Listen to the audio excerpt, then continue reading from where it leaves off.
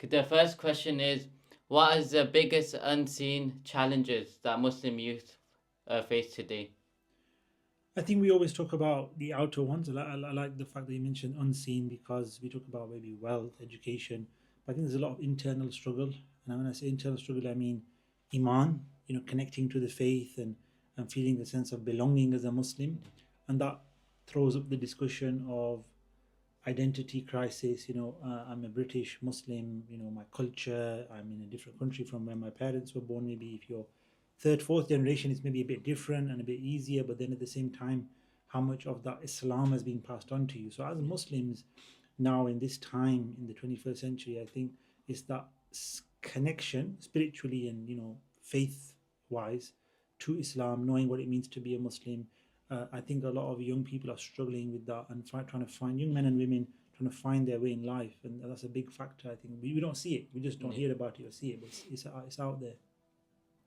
So why do you think some Muslims feel distracted or pulled away from Islam, even though they're always around Islam? Like they're always going to the masjid to read namaz, they're always around people that practice Islam, but they still feel distanced.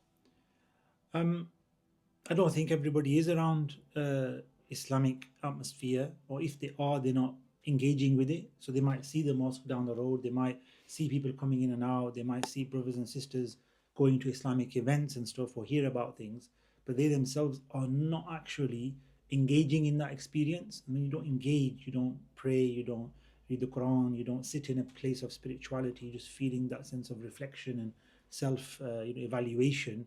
Then what happens is you get taken by whatever's around you, which is the society, which is the money, which is the career, which is just enjoyment, and it's not seen in your own perspective. I don't think an individual sees that as something negative or we're doing anything wrong, because that's what the culture is, the life is. So I think that there's no direct engagement, and if there is, sometimes it's a bad experience, isn't it? Sometimes Yeah. people go to the mosque or go to some kind of Islamic event and they don't have the right kind of experience or interaction with others, and they feel as though it's not for them and so on. So there's probably a lot of factors why the people aren't taking up the opportunities around them, if that's what you mean. But I think it's just hard for people to connect when there's so much distance between yourself and actual engagement.